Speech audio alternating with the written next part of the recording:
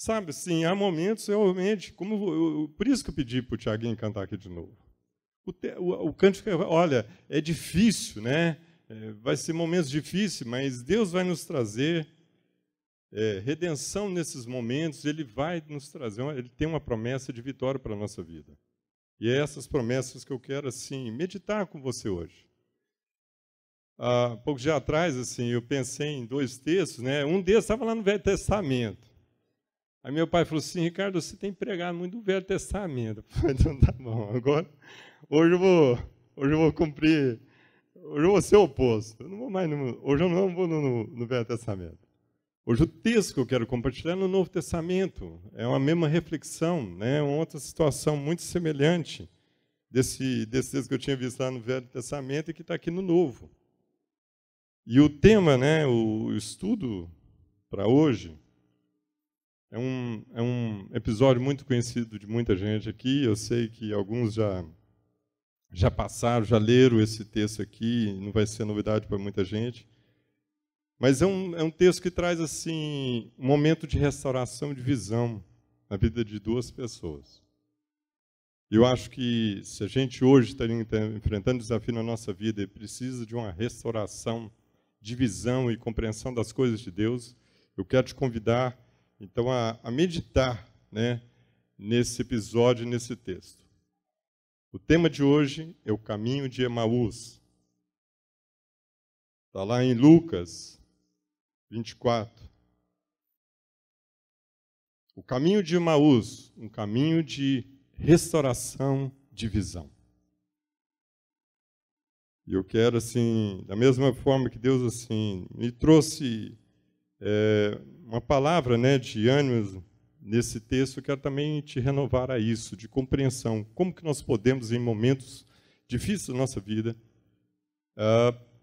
trazer sucesso, né, nessa carreira, nessa jornada, nessa caminhada da nossa vocação. Esse texto aqui, então, ele traz algumas atitudes importantes que nós precisamos exercitar na nossa vida, para que essa jornada, né, nossa, alcance êxito. Então, vamos lá. Lucas 24, 13. Começa o seguinte: naquele mesmo dia. Que dia que é esse? Naquele mesmo dia. Era domingo, né? Era o 3º dia, dia de ressurreição, né, de Cristo Jesus. Naquele mesmo dia, naquele domingo que Cristo foi ressuscitado. 2 discípulos deles estavam indo de um povoado para um povoado chamado Emaús, a 11 quilômetros de Jerusalém. No caminho, conversavam a respeito de tudo que havia acontecido. Enquanto conversavam e discutiam, o próprio Jesus se aproximou e começou a caminhar com eles. Agora presta atenção nisso. Mas os olhos deles foram impedidos de reconhecê-lo. E ele perguntou, né, Jesus perguntou para eles, sobre o que vocês estão discutindo enquanto caminham? Eles pararam com os rostos entristecidos. Eles estavam abatidos, tristes. Um deles, chamado Cleopas, perguntou-lhe, você é o único visitante de Jerusalém que não sabe das coisas que ali aconteceram nesses dias? Que coisas? Perguntou ele. O que aconteceu com Jesus de Nazaré? Responderam eles. Ele era um profeta poderoso em palavras, em obras diante de Deus e de todo o povo. Os chefes dos sacerdotes e as autoridades o entregaram para ser condenado à morte e o crucificaram. E nós esperávamos que ele ia trazer redenção a Israel. E hoje é o 3º dia desde que tudo aconteceu. Algumas das mulheres entre nós nos deram um susto hoje.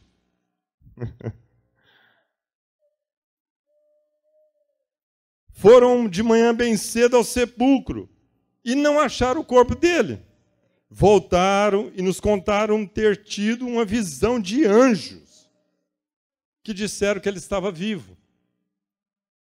Alguns dos nossos companheiros foram ao sepulcro Ele está se referindo aqui a Pedro e João.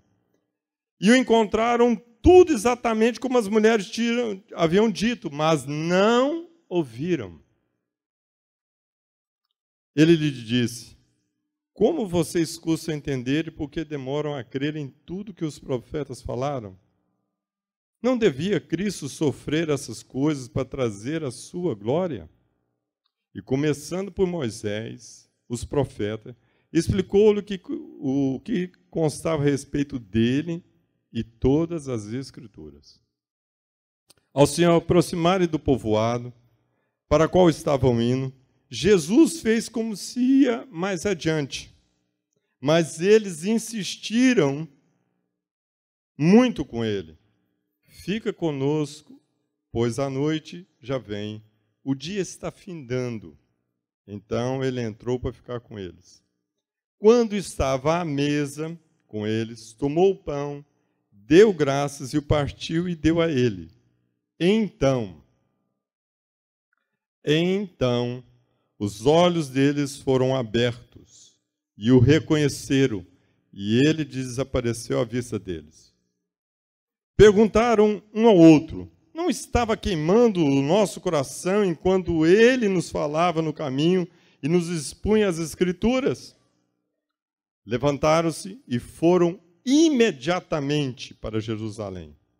Ali encontraram os 11 e os que estavam com eles reunidos, que diziam: é verdade, o Senhor ressuscitou e apareceu a Simão. Então os dois contaram o que tinha acontecido no caminho e como Jesus fora reconhecido por eles quando partia o pão.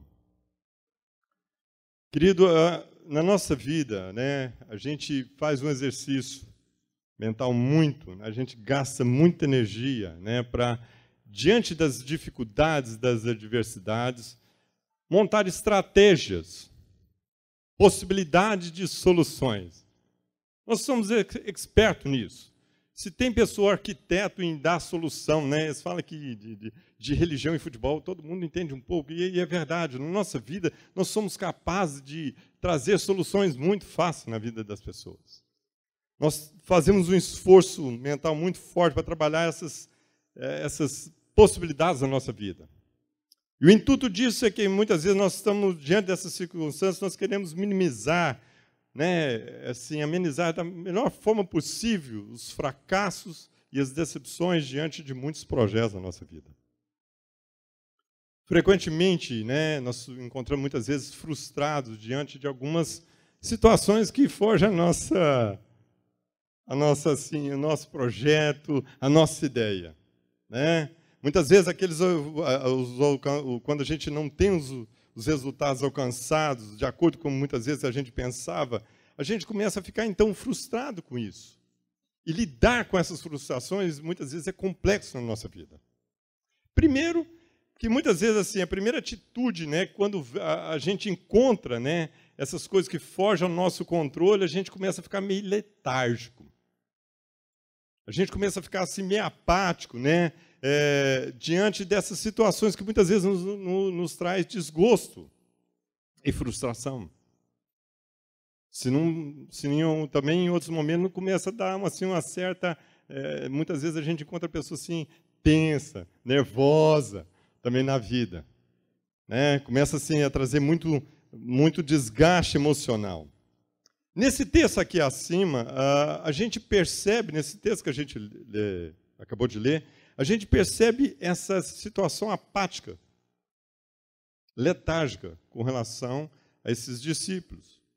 Porque, segundo o texto, ambos aqui estavam tristes e desanimados pelos acontecimentos atuais. E por quê? Você não sabe? O líder, o mestre, morreu. A gente estava fazendo assim, a maior, né, força aqui, a maior aposta que esse cara era o que dava certo, era ele. Ele ia acabar com esses romanos. Esse romano que há muito tempo está nos oprimindo. Jesus era a solução. Mas assim, né, essa grande expectativa que eles estavam ali, de repente não se concretiza. E o resultado disso? Desânimo se abateu entre eles. E olha que interessante. O que a gente consegue perceber aqui é que a visão desses dois aqui, ela começa a ficar equivocada quanto às coisas realmente que estão acontecendo. Mas parece que o senhor é o único o senhor é o único visitante, está sabendo das coisas. O que aconteceu? Jesus não me pergunta, mas o que aconteceu? Me conta essa notícia que nem eu estou sabendo. Mas você não sabe, o profeta, esse homem poderoso, né, que a gente punha a maior esperança nele, morreu.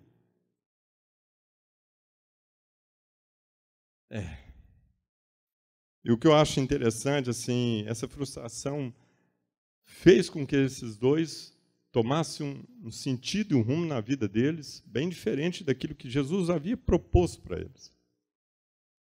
O texto aqui fala que Emaús, né, para quem não sabe, Emaús no hebraico significa águas quentes.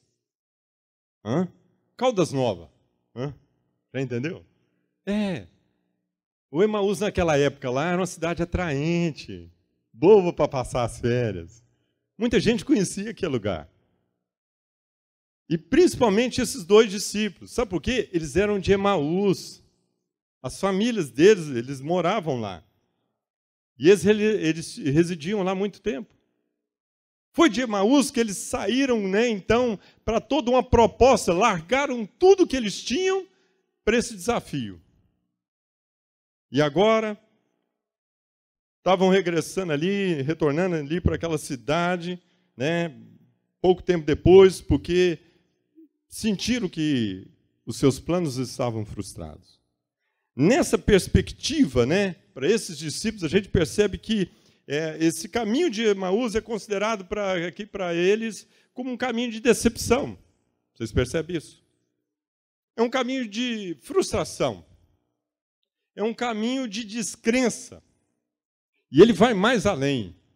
Ele é um caminho de abandono. Abandono da fé, apostasia. Presta atenção nisso.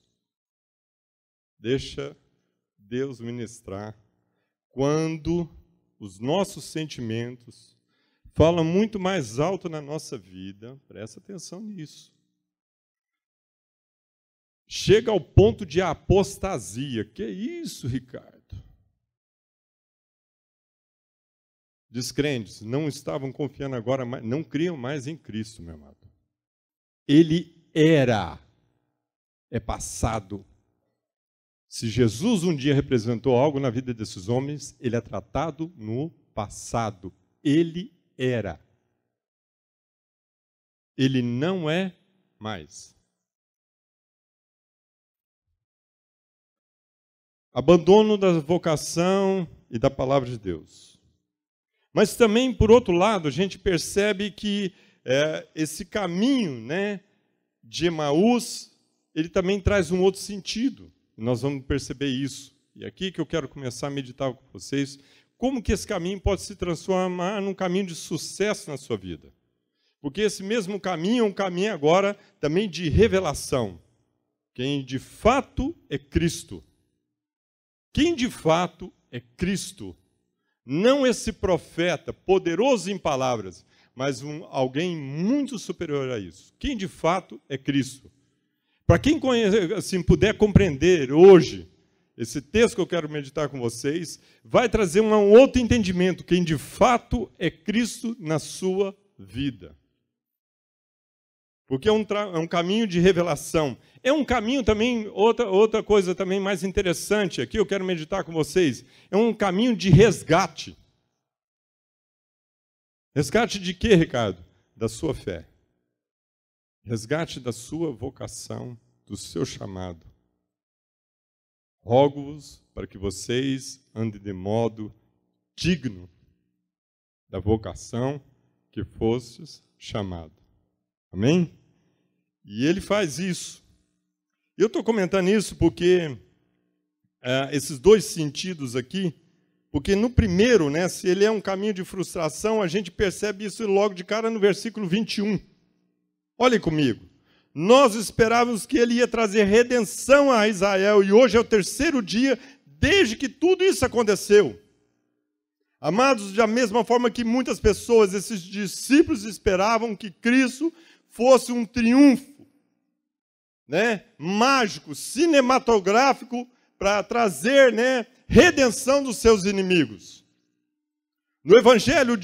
Nesse próprio evangelho de Lucas, né, um pouquinho ali para trás, no capítulo 23, fala que até o próprio Herodes, o rei Herodes, lá no capítulo 23, 8 fala que o rei Herodes estava muito esperançoso, ele estava até feliz, ele estava muito alegre, porque ele, de fato, ele encontraria com Cristo. Esse cara que vocês sempre estão falando que ele faz sinal para mim, pois é, agora eu pessoalmente vou ver. Herodes estava emocionado, ele ia ver Cristo. Sabe o que ele queria ver Cristo fazer? Um milagre.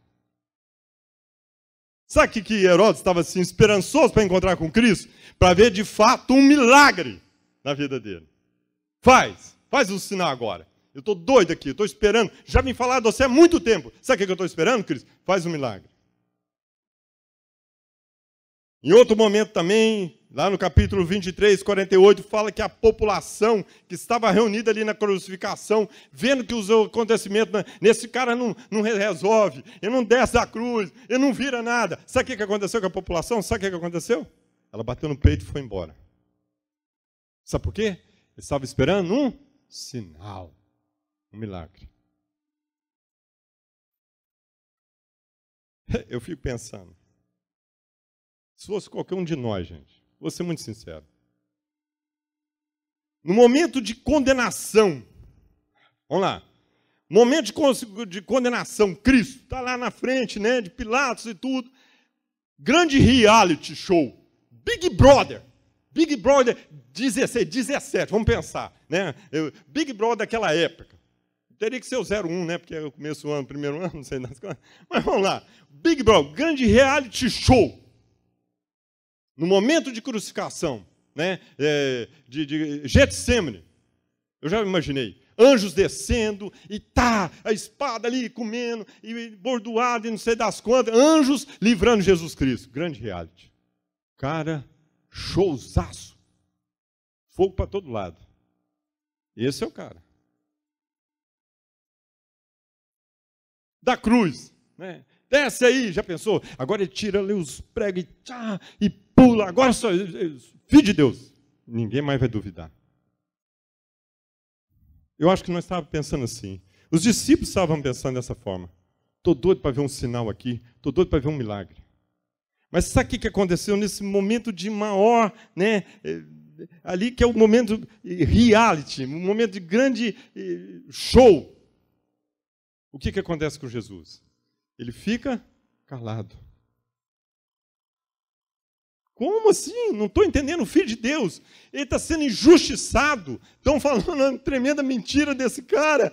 Ele vai ser sentenciado. Ele vai ter uma morte horrível. Ele tem uma condenação de morte. E é a pior condenação da época lá. A pior condenação que tinha. A pior sentença que tinha era morte de cruz. E esse cara vai ficar calado. E ficou. Não pode. Não pode. Isso não é Cristo. Não é o que eu estava imaginando. Não era assim que as coisas deveriam acontecer.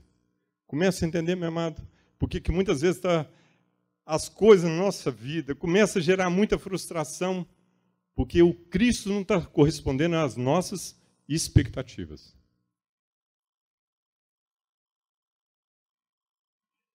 Os milagres não estão vindo do jeito que eu quero. Não vem as coisas da forma que eu quero. E essa constatação dos fatos, presta atenção, igreja. Presta atenção, isso é sério na nossa vida. Quando esses fatos não se concretizam, quando essas evidências, muitas vezes, na nossa vida não se realizam, quando as coisas não acontecem da forma que muitas vezes nós imaginamos, o que acontece aqui?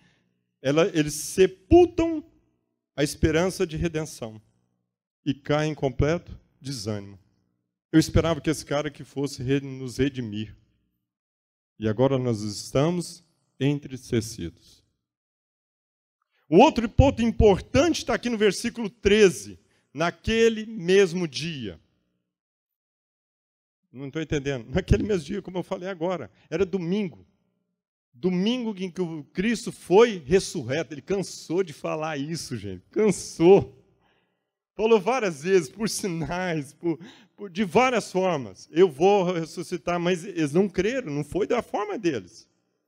E no versículo fala naquele mesmo dia. Era um dia para ser o mais importante da humanidade. O dia que o Filho de Deus ressuscitou, que a morte foi tragada e que Deus triunfou sobre o mal. Aleluia. Esse era o dia. Era isso que eles deveriam estar, comemorando e pensando. Mas o que era para ser um motivo de vitória e de glória ali na vida daqueles homens foi um dia de quê? De lamento. Era um dia para se comemorar e eles estavam entristecidos. Amados, a atitude desses discípulos em nada correspondia ao êxito que Cristo acabara de ter sobre a morte. Em nada. Sabe por quê? Porque em vez de estar alegres, estavam chorando. Por que está chorando? Não, você não sabe, parece que morreu. É um paradoxo das emoções. Como podemos explicar o sentimento de desânimo e decepção daqueles discípulos? Será que não dava para entender que era um dia de festa e por que eles estavam tristes? Era um dia de glória e eles se sentiam derrotados. Paradoxo. Era o dia de maior vitória do universo que já teve notícia. E eles se estavam sentindo o quê? Fracassados e frustrados. Num dia de esperança, eles se encontravam decepcionados. E por que eu estou trazendo isso? Porque também é assim na nossa vida. Para muitas vezes na nossa vida, meu amado, esse caminho de Emaús é um caminho de regresso. Quando voltamos ao nosso passado e a nossa pela natureza prevalece sobre a nossa vida. O que você está falando de regresso, cara? É quando o pecado fala mais alto na nossa vida. É um caminho também de decepção, quando os resultados, as expectativas nós colocamos em vários projetos da nossa vida, casamento, trabalho, põe aí o que você quiser. Eles não encontram os verdadeiros significados na nossa vida. Decepção. É um caminho também de desânimo, quando a gente fica desanimado com tanta notícia, com tanto fato que chega para a gente, e qual o espírito que está de desânimo. É um caminho também, como eu falei, de apostasia, quando não enxergamos mais a atuação de Deus e achamos que Deus nem existe. Isso é coisa para religioso. Amados, se você atualmente identifica que tem percorrido algum desses caminhos que eu acabei de mencionar, eu quero também trazer uma palavra de ânimo e de vitória sobre a sua vida. Há sucesso. É um sentido diferente, não de Jerusalém para Emaús, é um sentido diferente. E aqui eu quero trazer com vocês uma reflexão de 3 atitudes, que esse texto aqui enfatiza, 3 atitudes que esse texto enfatiza a respeito de que como precisamos cultivar algo na nossa vida para o sucesso dessa caminhada. Amém? Primeira delas. Primeira atitude que Jesus fez com que esses discípulos pudessem mudar o sentido na sua vida. Você quer mudar? Então presta atenção. Muitas vezes as coisas têm abatido na sua vida e você está ficando meio desanimado, presta atenção. Presta atenção. Primeira atitude, versículo 14. Diz o seguinte, primeira atitude. No caminho, conversavam a respeito de tudo o que havia acontecido. Primeira atitude que Deus quer na nossa vida, para que nós possamos caminhar essa jornada, e completar a nossa carreira, é desapegar do nosso passado. Já viu a propaganda da OLX? Desapega, desapega. É mais ou menos por aí. Desapegar do nosso passado. A pergunta que havia, Jesus perguntou, o que havia acontecido? Olha a pergunta de Jesus. O que aconteceu? Por que Jesus está fazendo isso? Porque na cabeça dele, na mente desse povo, havia memórias de lembranças, gente, de coisas que estavam ali, né, remoendo, martirizando a vida deles. Os grandes feitos de Jesus, né, esse cara que teve um poder sobre a vida de homens. Lázaro, desperta e vem para fora. E tcham, vem Lázaro. Poder sobre a vida. Quantas, né? É cego, é coxo e paralítico. Poder sobre a vida dos outros. Estava lá. Um homem que também, assim, tinha um poder sobrenatural sobre as forças da natureza. Mar, aquieta-te.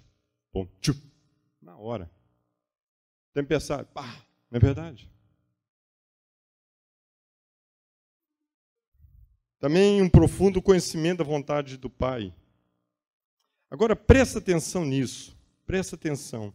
No entanto, todas essas lembranças foram sufocadas pelos comentários do que havia acontecido.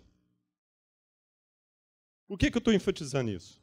Porque a psicologia moderna, eu vi uma coisa que eu achei interessante do que eu li. A psicologia afirma que a nossa mente está mais propensa às recordações. Presta atenção nisso. Respira. Vocês vão entender que a nossa carne ela é fraca. A nossa mente está mais propensa às recordações de decepções e tragédias do que as boas notícias, as bonanças. Assim é mais fácil de entender, porque atualmente, hoje, o tema preferido de filme, né, e telejornalismo mundial não tem outro, meu amado. Qual é o programa que faz mais sucesso? É justamente isso, o que trata das tragédias, dos desastres, das decepções. Infelizmente, rotineiramente, né, nós damos maior ênfase às coisas agradáveis do que aquilo que realmente é bom e agradável. A psicologia afirma que, olha que interessante, que se quisermos bloquear uma boa lembrança na nossa mente, é só plantarmos sobre a mesma uma má lembrança. Vou falar com calma. Você quer bloquear uma coisa assim boa na sua vida? É só você jogar uma sementinha simples de algo ruim. Ela bloqueia. Na hora, imediato. Aquelas imagens, né, então ali de Cristo, né, do mestre sendo humilhado, maltratado, foram muito mais fortes, sobressaíram muito mais de tudo aquilo que Cristo já havia dito para eles ou falado para eles. Muitas pessoas, né, passam a viver da experiência de Emaús quando não conseguem mais viver o presente. Prefere viver o passado mórbido e trágico. São pessoas que lembram mais das frustrações e decepções e que acumulam em seus corações, nos seus corações esses maus momentos mais do que os bons momentos que tiveram. Quando nós fazemos isso, né, quando nós fixamos o nosso olhar nesse passado trágico, é o que acontece com esses discípulos, eles deixam de enxergar o presente, Cristo está do lado deles. Olha como é que isso é forte. Cristo está do lado deles, eles deixam de olhar o presente, né? E aí ele perde toda a esperança do futuro. Quando a gente fica preso a essas coisas do nosso passado, meu amado, vou falar de novo, você deixa o presente, você começa a ficar uma pessoa apática, ausente das coisas presentes, e o que vai acontecer com você? Você não vai conseguir mais ter esperança no futuro. As coisas sempre são difíceis, né? Grandes, imensas. Se tornam pessoas, né, amargas, ressentidas com os outros, e principalmente com Deus. Porque é Ele que nós atribuímos esse insucesso da nossa frustração. E aí eu quero lembrar aqui uma coisa interessante. Palavra de Deus sobre a vida de Isaías. Está lá em Isaías 43, 18. e eu vou ler aqui na visão revista atualizada, que eu prefiro, ele fala o seguinte para Isaías: não vos lembreis das coisas passadas, nem considerais as antigas. Eis que eu faço coisa nova, que saindo à luz, porventura não percebereis. Eis que porei um caminho no deserto e rios no ermo. Sabe o que Deus estava fazendo aqui, meu amado?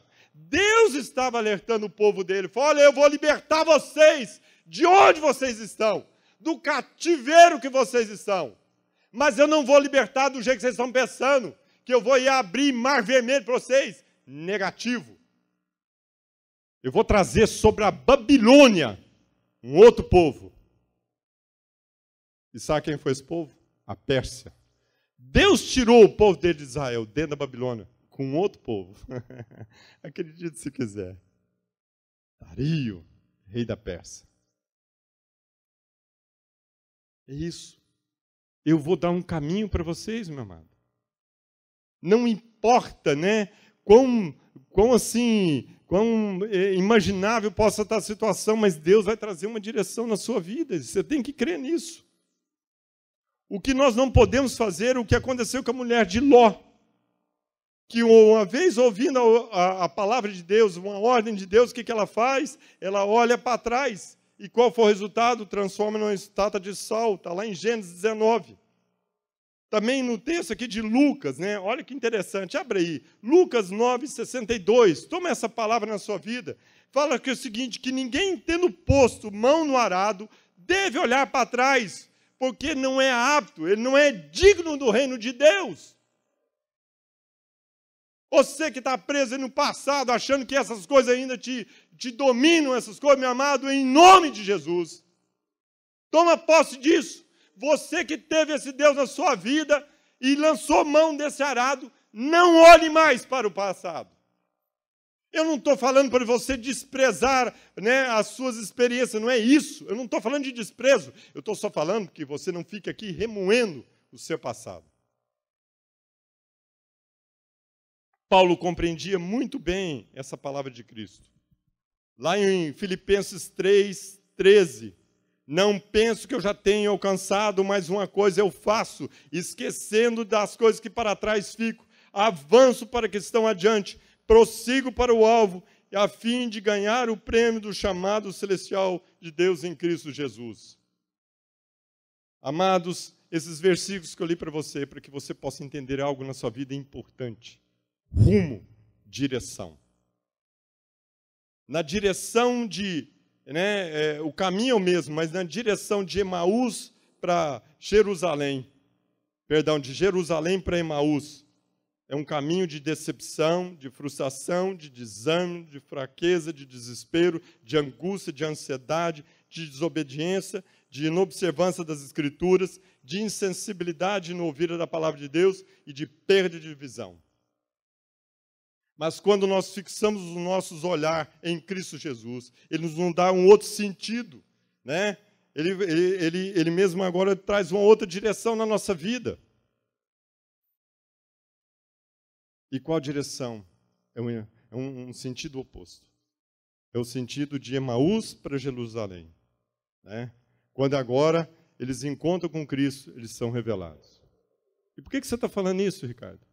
Porque muitas vezes, né, as pessoas imaginam que somente quando mudam os seus empregos, mudam nos seus casamentos, né, vou achar um outro parceiro, vou achar um outro emprego, aí ele acha que realmente está dando sentido na sua vida. Pois eu quero te falar hoje, não faça isso.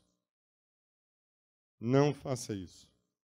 Desapegue desse passado que muitas vezes tem levado você à frustração e decepção. Tome um rumo diferente na sua vida hoje.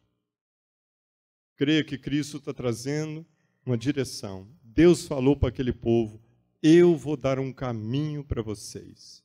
Eu vou dar uma direção para vocês.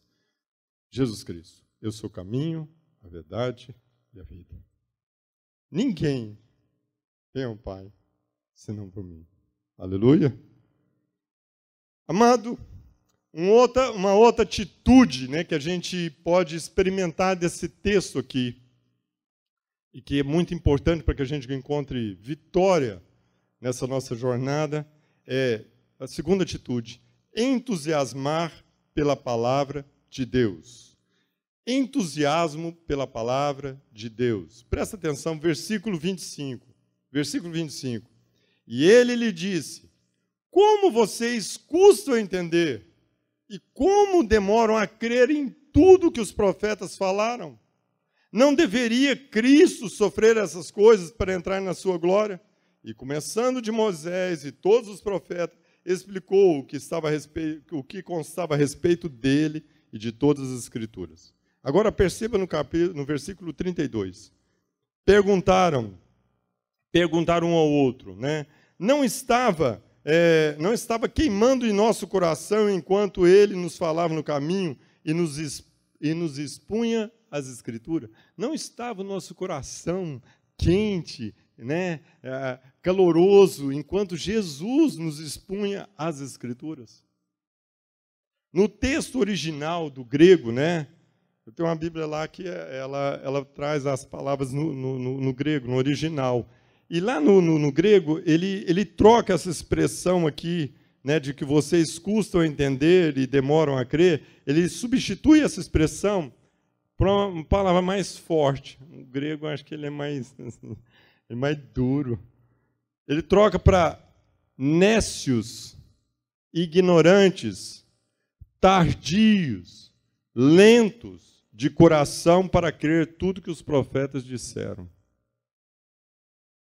Olha como é que Jesus tratou aqueles discípulos. Seus ignorantes. Seus lerdos. Aqueles discípulos ignoraram o fato que todos aqueles acontecimentos tinham sido anunciados, previstos pelo seu mestre. Eles foram incapazes de lembrar tudo aquilo que Jesus havia ensinado. O fato das mentes deles estarem focadas nos problemas, o fato de muitas vezes nós estarmos ali focados nos problemas e nas dificuldades, né, nos traz uma cegueira espiritual em relação às Escrituras. No versículo 21, eles afirmam: já é o terceiro dia que essas coisas aconteceram. Mas quais ouviu assim no Jesus? É lógico. Faltou, na linguagem atual, seria assim, Jesus estaria falando assim, mas é lógico. Faltava a revelação das Escrituras.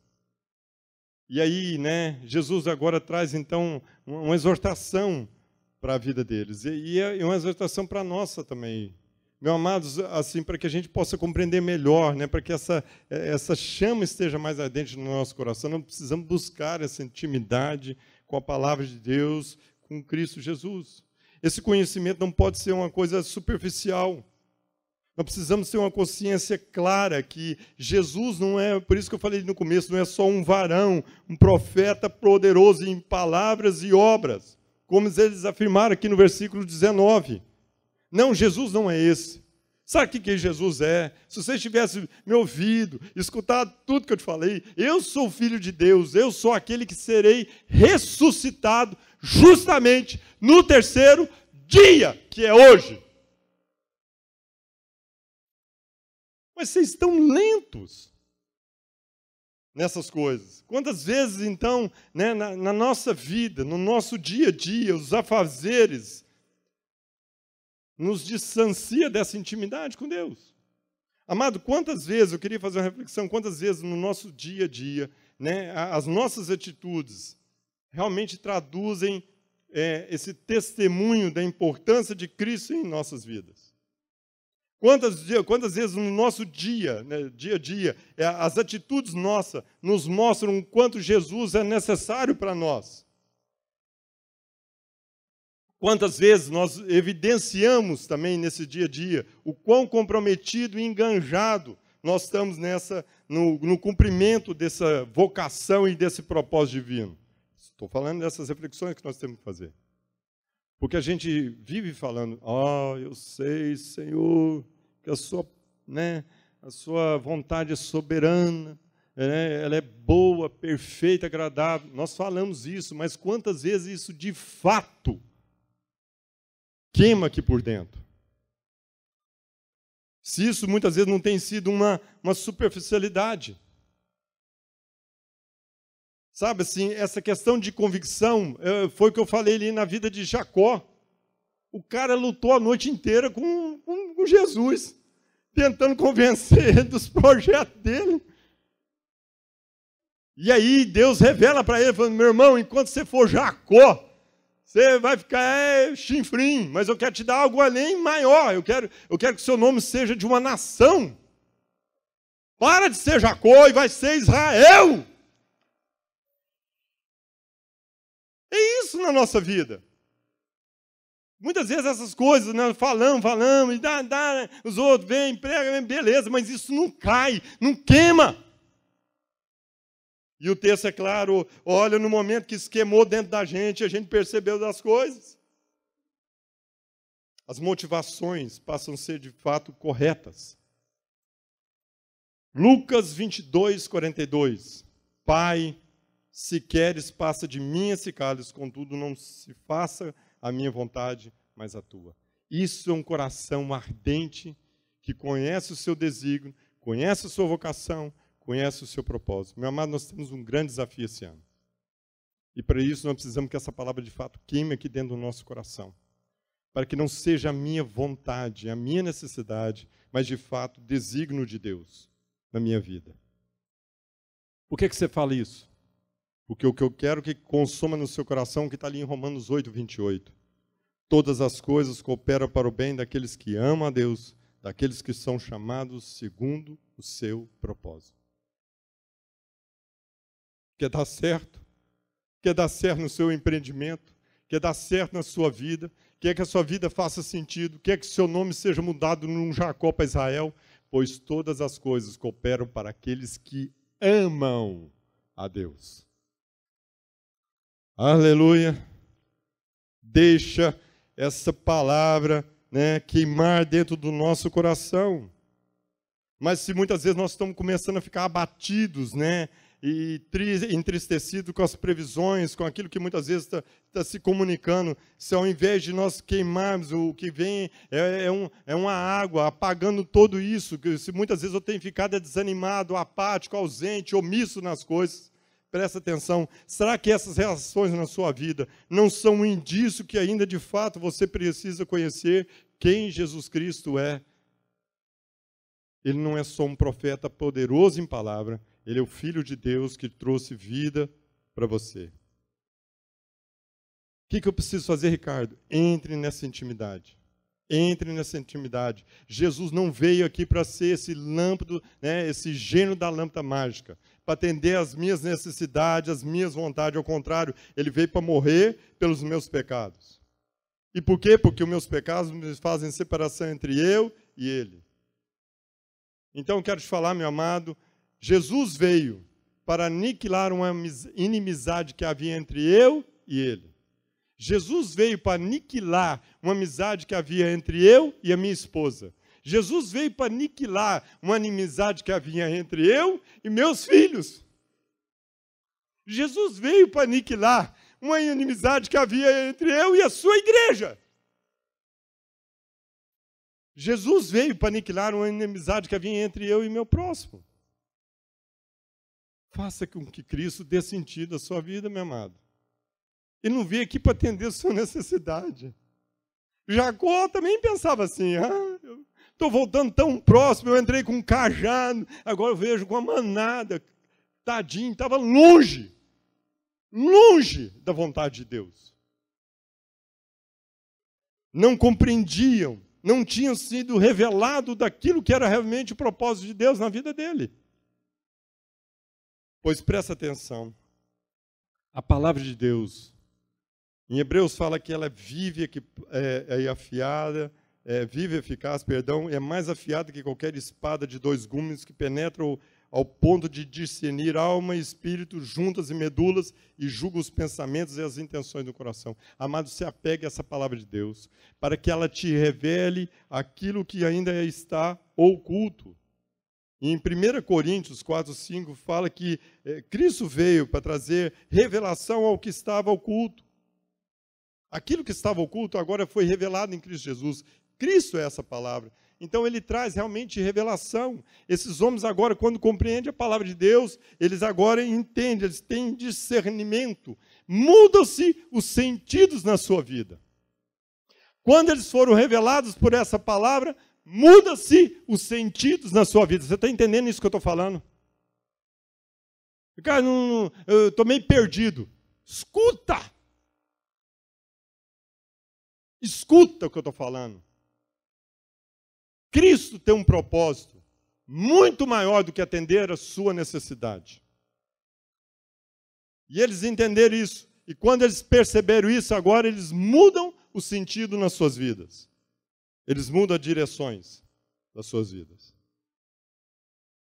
Desapegue do seu passado. Deixe essa palavra agora queimar dentro do seu coração. Tenha um ânimo, né? Tenha um estímulo. Seja estimulado por essa palavra. Porque eu quero te agora convidar para a última atitude que esse texto agora nos comunica para que a nossa vida, a nossa caminhada, encontre êxito em tudo que fizermos. A terceira atitude é ter comunhão com a igreja. Versículo 30. Vamos aí para o versículo 30. Desapegue do seu passado. Tenha entusiasmo com a palavra de Deus. Terceiro, tenha comunhão com a igreja.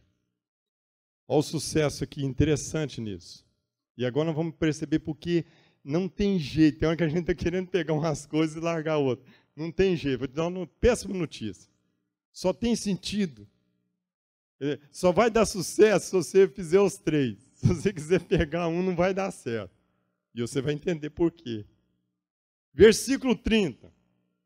Quando estava à mesa com eles, tomou o pão, deu graças e o partiu e o deu a eles. Então, os caras estão lá caminhando, Jesus está do lado deles, Jesus é o próprio Jesus que está falando.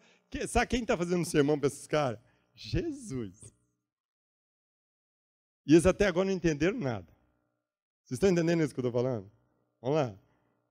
Então, os olhos dele foram abertos e o reconheceram. E ele desapareceu da vista deles. Levantaram-se e voltaram imediatamente, versículo 33. Levantaram-se e voltaram imediatamente para Jerusalém. Voltaram imediatamente para Jerusalém. Ali encontraram os 11 e os que estavam com ele, que diziam: é verdade, o Senhor ressuscitou e apareceu a Simão. Então, os dois contaram o que tinha acontecido no caminho e como Jesus fora reconhecido por eles quando partia o pão. Para que nós possamos alcançar êxito nessa jornada, né, para que ela seja bem-sucedida, nós necessitamos da comunhão do corpo de Cristo, que é a igreja. No momento que eles estavam com o Senhor, o espírito da comunhão se apoderou da vida deles. E os olhos deles foram abertos. Durante toda a caminhada, Jesus expôs as Escrituras. Porém, eles ainda estavam impedidos de compreender a palavra que Deus dizia. A revelação das Escrituras aconteceu no instante que o Espírito Santo manifestou na vida deles. Por quê? Lá em João fala, Jesus fala assim: olha, eu vou para meu Pai, mas eu vou deixar o meu Espírito. Ele vos ensinará, ele vos fará lembrar de tudo aquilo que eu os ensinei. Da mesma forma que para que nós possamos, né, ser revelados de Deus e do Espírito, nós precisamos, né, pedir para Deus para que Ele nos envie o seu Espírito. Amado, tome essa palavra hoje. Lucas 11 fala o seguinte: olha, se vocês, sendo maus, sabem dar boas coisas ao seu filho, quanto mais o Pai que está nos céus, nos dará o seu Espírito Santo para todos aqueles que pedirem. Sabe, nós precisamos desse Espírito. Porque foi através desse Espírito de Deus que houve então toda a compreensão. Não bastava ele estar somente com as Escrituras ali. Não bastou somente ouvir Jesus. Era próprio Jesus estar pregando, não bastou. Foi necessário algo mais. O Espírito Santo na vida deles. Não despreze. Não despreze. Por isso que Cristo falou, olha, eu vou perdoar tudo que vocês fizerem. Eu vou perdoar tudo, tudo. A única coisa que eu não vou perdoar na vida de uma pessoa é a rebeldia contra o Espírito Santo. Sabe o que é rebeldia do Espírito Santo? É rejeitar a orientação dele na sua vida.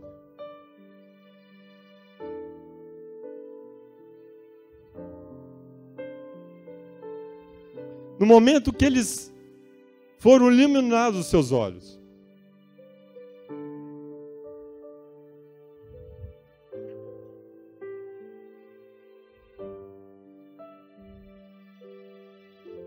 no momento que eles reconheceram Cristo, a Bíblia diz que imediatamente eles correram em direção de Jerusalém, do relacionamento dos irmãos, da igreja. Era isso que fortalecia aquele povo. Foi essa promessa que Deus deu. Da igreja. Vocês vão estar juntos. Juntos. É nessa união. Eles fizeram isso de uma forma imediata. Não deixaram para depois. No momento que as suas mentes conheceram quem de fato Jesus falou. No momento que essa palavra caiu no coração deles. Sabe o que eles fizeram? Eles testemunharam tudo aquilo que Cristo havia falado com eles. Foi assim, meus irmãos. Isso de fato aconteceu, foi dessa forma. Foi isso que aconteceu na minha vida. Eles deram testemunho desse Cristo. Por isso, não deixe, meu amado, que as emoções tomem a frente da palavra de Deus. Não deixe que os resultados, as decepções, sufoquem a ação do Espírito na sua vida.